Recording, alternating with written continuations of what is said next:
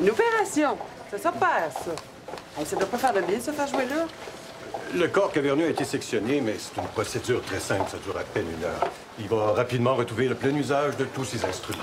Bon, tu vois? Attention, là, ton icepack est en train de tomber. Oh, ta main de là, OK?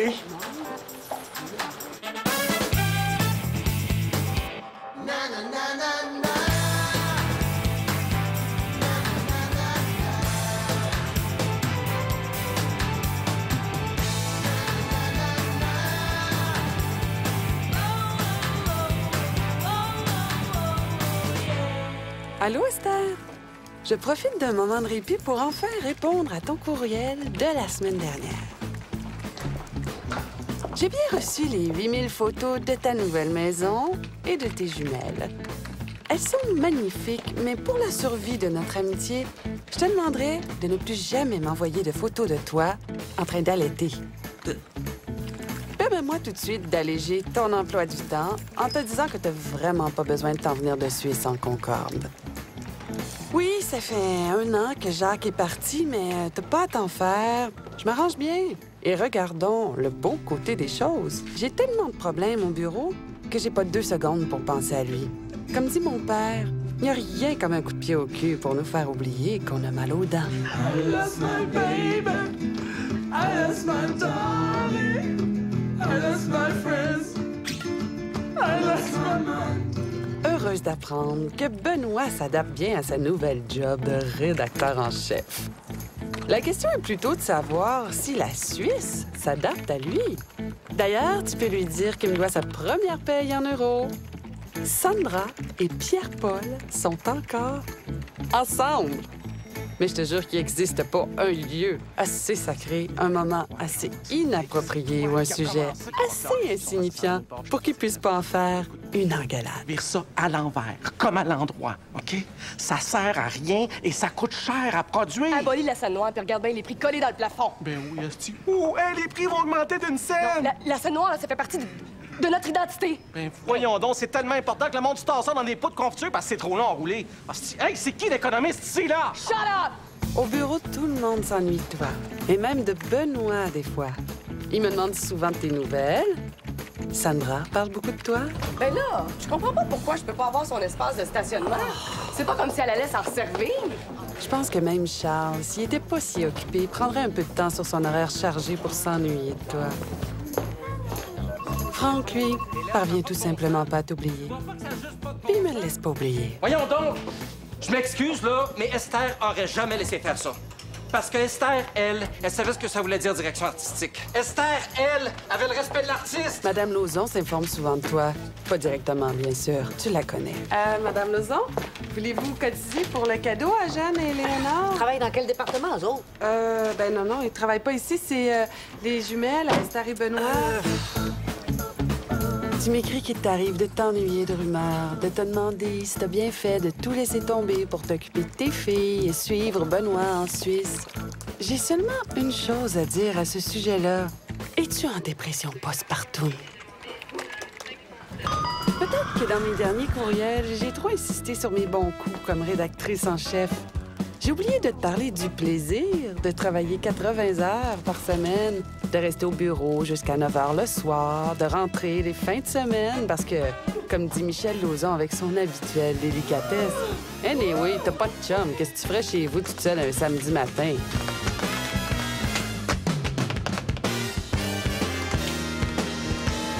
J'ai enfin trouvé une assistante pour m'aider dans mes tâches parce que, toi parti, hein, j'étais comme une queue de veau sur l'acide.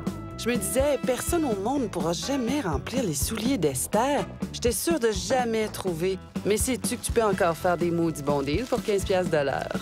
Nathalie est aussi efficace et organisée que toi, sauf qu'en plus, je peux la bosser autant que je veux vu que c'est mon assistant.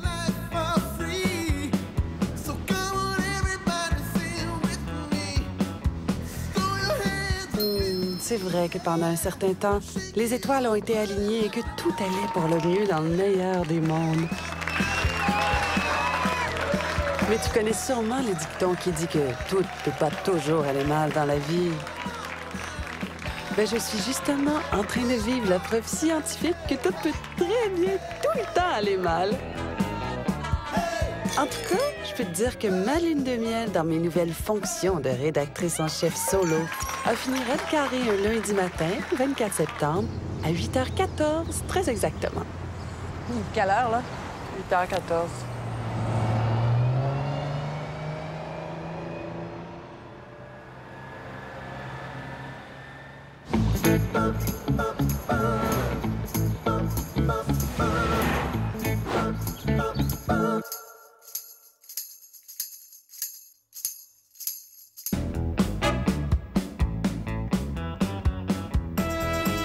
Laissez courir les rumeurs, les efféminats. Je rêve pas, ils nous niaisent, eux autres. C'est lui, l'éditeur. Il a l'air d'un gérant de magasin de meubles. Fie-toi pas à son air, Christian Bergeron est pas un enfant de cœur. C'est vrai, il a l'air du mononcle de l'enfant de cœur. L'arrivée de son magazine sur le marché est pas une bonne nouvelle, c'est un requin, cet homme-là. Il vendrait son âme au diable pour réussir. S'il y en avait une. Je l'ai eu comme stagiaire quand il a commencé dans le business. Vous avez déjà travaillé avec lui? Pas longtemps. Il a pogné ça tout de suite, lui, la job. Un des meilleurs employés que j'ai jamais eu. J'ai bien été obligé de le mettre dehors. Comment ça? Ben, il était après ma job, puis il l'aurait eu. Mon Dieu, qu'est-ce que c'est ça? Il y a des mèches! Très viril, ça! Veux-tu lâcher son look? On a d'autres problèmes. Regarde-moi ça, toi. 1,99 son prix de lancement. On va se faire planter. Mais voyons donc. Il pourra pas rester à flot longtemps en vendant à ce prix-là. Il va être bien obligé de rejoindre les prix du marché un jour ou l'autre. Laissons la faire de la promo. Pendant ce temps-là, nous autres, on va faire un bon magazine. Il donne une montre en cadeau avec chaque abonnement. Ah, ça m'énerve d'ailleurs. Cadeau gratis avec chaque abonnement. Un cadeau, c'est gratis par définition. À partir du moment où tu fais payer pour un cadeau, ça s'appelle plus un cadeau. Es-tu en surdose de sucre? Je te parle d'une menace imminente, puis toi, tu me fais un éditorial sur le bon parler français. Il va y avoir un nouveau magazine sur le marché. Big deal! C'est pas notre premier concurrent, ce sera pas notre dernier non plus. Puis entre vous et moi, là, sérieusement, là, achèteriez-vous ça, vous, un magazine qui s'appelle Fémina? On dirait un nom de serviette sanitaire. Note la date dans ton agenda. On n'a pas fini d'entendre parler de lui, ça fait juste commencer. Vous faites des cheveux blancs pour rien. Le nouveau rumeur performe comme jamais. Les abonnements sont en hausse, les ventes en kiosque aussi. Puis là, Esther, en ouvrant ma trappe, j'ai entendu le bruit de mon pied qui rentrait dans ma bouche. Je vous gage mon bonus de Noël que Fémina ne se rend pas à son 5e numéro. Hélène, viens voir ça!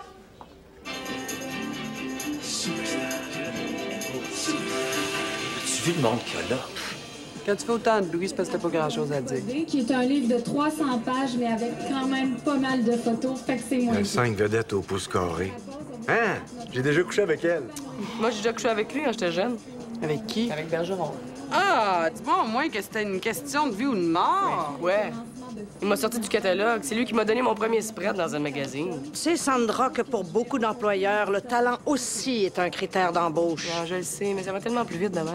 Soit Christian Bergeron, l'éditeur du nouveau magazine Fémina, que le Premier numéro est lancé comme là. Christian Bergeron, allô? Allô? Tu dis que ton magazine n'est pas pareil comme les autres. C'est ça la question? Oui.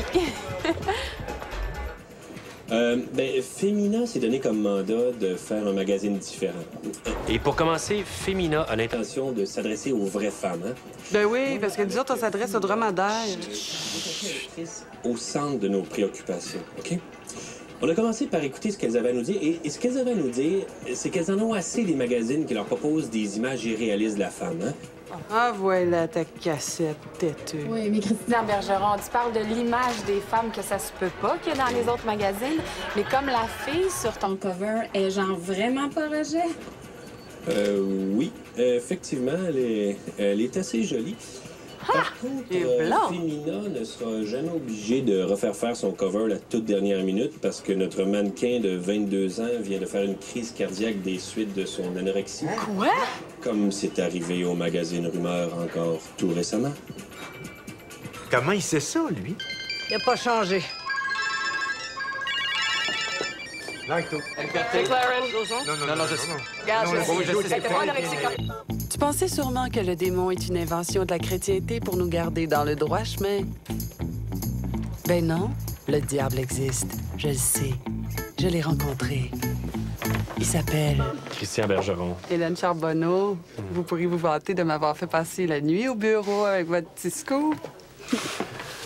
Ah, nos téléphones n'ont pas dérougi, là. Il y a même un journaliste qui m'a demandé le plus sérieusement du monde si c'était la première fois qu'on tuait un mannequin. Même ma mère a appelé pour me culpabiliser. Ah non, c'était vraiment rien de personnel, hein.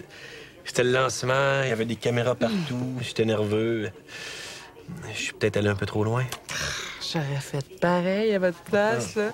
Mais j'aimerais quand même vous prévenir que ma boss a mis votre tête à prix. Michel Lauzon a mis ma tête à prix. Je suis flatté. Soyez flatté. Mais achetez aussi un démarreur à distance, juste au cas. Il devait y avoir bien d'autres choses à faire que d'être ici ce matin. Hein? Ça me donne l'occasion de faire parler de rumeurs, puis ça me sort du bureau. Faites-vous-en pas avec ça. De toute façon, je suis sûr que la place est en masse pour nos 2 magazines sur le marché. Je vois pas de raison pour qu'on puisse pas vivre côte à côte. D'ailleurs, un jour, si vous avez envie d'un nouveau défi professionnel dans un magazine de qualité, eh bien, Femina a toujours de la place pour des nouveaux collaborateurs.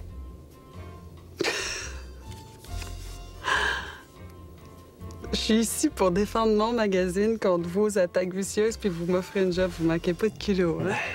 Quand ton compétiteur a quelque chose de bien, il faut avoir l'intelligence de le reconnaître, mais surtout d'aller le chercher. C'est votre patronne qui m'a appris ça. Je ferais jamais ça, Michel Lauzon. Quand je travaillais pour elle, la moitié des employés voulaient la tuer, et puis l'autre moitié, ils voulaient qu'elle meure. C'est la première fois que je rencontre un qui lui est loyal. Ah, je vous cacherai pas qu'il y a des jours où je me dis qu'à part sacrifier des vierges, il y a rien qu'elle ferait pas pour vendre son maudit magazine. Est-ce que c'est un défaut tant que ça? Mais j'ai une immense admiration pour elle. C'est une femme intelligente, qui est passionnée par son travail et qui a pris des risques énormes pour Rumeur. Ben, si jamais vous changez d'idée... Vous pouvez me dire dessus.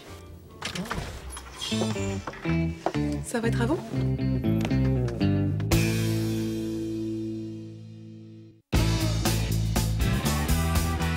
Christian Bergeron a lancé un pavé dans la mare au lancement de son magazine en nous apprenant qu'un jeune mannequin de 22 ans, engagé par Rumeur, a fait un infarctus, conséquence d'une sévère anorexie. La révélation a remis sur le tapis la question de l'image des femmes qui est véhiculée par les médias. Pour en discuter avec nous, j'ai avec moi en studio Hélène Charbonneau, rédactrice en chef du magazine Rumeur, et Christian Bergeron, éditeur du nouveau magazine Femina. Monsieur Bergeron... Si vous permettez, j'aimerais dire avant de plonger dans la discussion que Rumeur a toujours été responsable quant au choix de ses mannequins et qu'on a toujours eu à cœur de montrer dans nos pages des femmes qui ont un poids santé. Avoir de bonnes intentions, c'est juste la moitié de la job. Parce que quand tu peux voir le squelette du mannequin sans radiographie, le gros bon sens suggère qu'il est en dessous de son poids santé. La jeune fille dont il est ici question n'a pas fait que les pages de Rumeur. J'ai d'ailleurs avec moi quelques-uns des magazines pour lesquels elle a posé. Elle figure ici dans le magazine Rapture, dont Monsieur Bergeron a été rédacteur en chef. C'est un magazine de pitounes de garage soft porn dans lequel Ève-Marie a posé à l'âge de 17 ans. Votre définition des vraies femmes, probablement? Ici, par exemple, page 221, on la voit en string, couchée sur une moto à 35 000 $. Et c'est clair à voir son sourire coquin, son air rêveur, un doigt dans la bouche, qu'elle se pose de vraies questions, de vraies femmes, comme est-ce que je vais avoir le temps de faire une brassée de lavage avant d'aller chercher les petits à la garderie? Ah oui, mais Rapture ne s'adressait pas du tout au même lectorat, et moi, c'est pas ma job de juger du goût de mes lecteurs, hein? De toute évidence. Non, avec Femina, c'est une proposition tout à fait différente, hein? Nous, on veut rejoindre la mère, la sœur, la blonde, la célibataire du travail. Combien de retouches au Photoshop sur la mannequin qui fait votre une? 2. Une pour effacer une cicatrice au menton, puis l'autre pour effacer un feu sauvage. Mais de toute façon, à ce que je sache, on meurt pas de Photoshop. Mais de l'anorexie, oui. T'as dit qu'elle en va pas dire? Hélène Charbonneau, vous avez sûrement eu l'occasion de feuilleter Femina. Qu'est-ce que vous en avez pensé?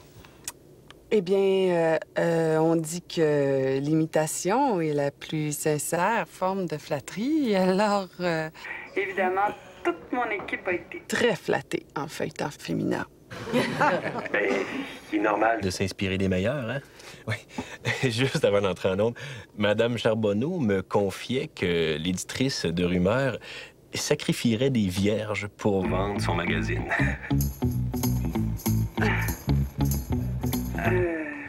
C'était une métaphore pour exprimer que notre éditrice a vraiment à cœur de faire de Rumeur un grand succès. Et pour revenir sur l'imitation, qui est la plus sincère forme de flatterie, la journaliste Catherine McTeer a dû être assez flattée en lisant l'article paru dans Rumeur en mai sous la plume de Natacha Leblanc. Un article sur les troubles bipolaires, oui. Et qui reprend mot à mot l'article de McTeer paru dans le magazine américain Noise en janvier. Une coïncidence, probablement, là. Nathalie, appelle nos avocats. Sandra, trouve-moi Natacha, ça presse. Closons. Natacha, Sandra McLaren, t'as intérêt à arriver au bureau plus vite. Si jamais les Suisses nous reprochent d'avoir perturbé leur paix sociale en leur envoyant Benoît, rappelle-leur que ça aurait pu être pire. On aurait pu leur envoyer Michel Lauzon. Compétente à la puissance 1000. Ça copie ses articles, c'est même pas foutu d'en copier des bons par-dessus le marché. D'ici à ce que nos avocats te contactent, je vais te laisser méditer sur une phrase du Dalai Lama qui dit « Quand je vais avoir fini de ta réputation, tu pourras même plus écrire des résumés de films pour le téléhoraire. »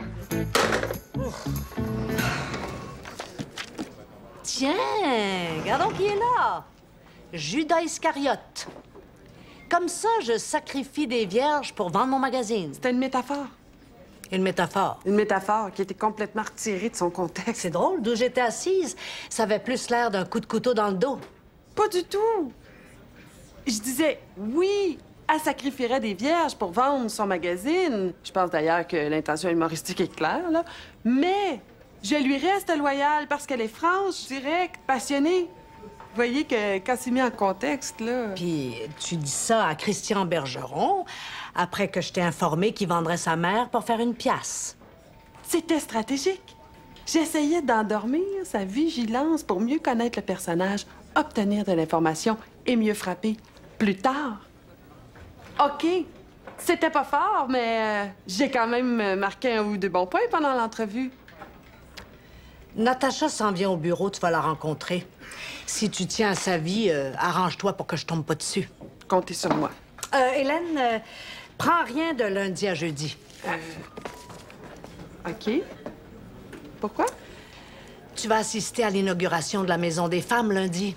Tout ce que vous voulez. Dans un beau petit village à 2 heures des Escoumins. Rumeur a très envie de couvrir l'événement. À l'avenir, Rumeur va parler aux vraies femmes. Et quand je dis Rumeur, je veux dire toi. Julie est en train de faire sortir tes billets d'avion. Elle t'a réservé une belle chambre au chic motel Tundra Inn. Tu pars pour 3 jours. Madame Lauzon, c'était une métaphore. 4 jours. Vous savez très bien que je peux pas m'absenter du bureau. 5. OK, Madame Lauzon, je comprends que j'ai pas été très habile. Tu t'en as 6.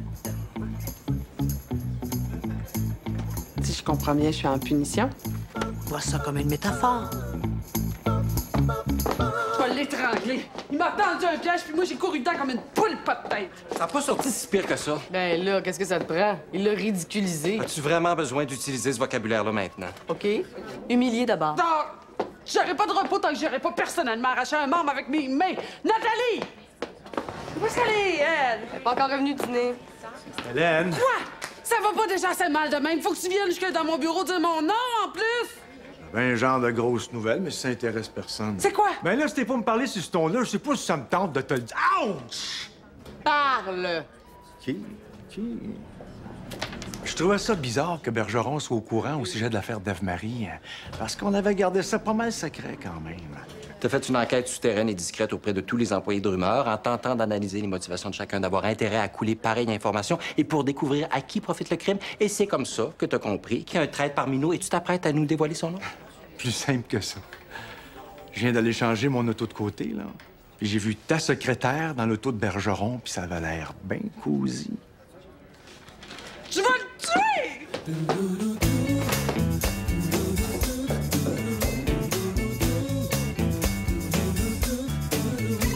Et voilà.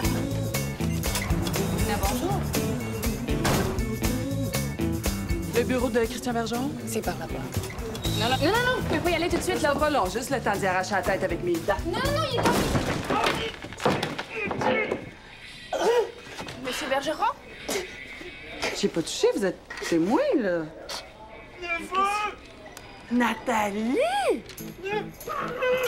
Qu'est-ce qu'il dit? Je sais pas. Je pense qu'il dit 9 heures. Tu comprendras qu'avec tout ça, c'est la panique au bureau et que je pourrais pas m'absenter pour aller à Lausanne assister au baptême de tes filles. Ma belle Esther, je m'ennuie de toi. Donne des nouvelles quand t'as le temps. Dis à Benoît de faire son bon immigrant et de pas nous faire honte. Excusez-moi, il vient de sortir de la salle d'opération. Est-ce qu'il va bien? Vous êtes sa femme? Ah, non. Je suis le contraire de sa femme, si ça se peut. Ben, en fait, c'est moi qui... Ah, je vois. Ah, non. J'étais là, mais j'étais pas en train de... Oh, non, c'est pas moi. Non, j'ai vraiment pas besoin de savoir. Non, mais moi, j'ai vraiment besoin de vous le dire. Hey, ça fait un an que j'ai pas baisé. Je peux-tu vous dire que quand je vais reprendre du service, ce sera pas pour coucher avec ça? Oh non, pas elle. Je viens de passer 3 heures dans un couloir d'urgence à niaiser. Ça t'étoufferait-tu bien gros de commencer par bonjour, hey, merci d'être resté. Tu sais, quelque chose qui nous donnerait un indice, un être humain derrière la face d'air bête. Ta gueule, OK? C'est-tu qu'elle fait du bruit, hein? Hey, chose! On va libérer le corridor. OK? Je t'avais dit de ne plus le contacter.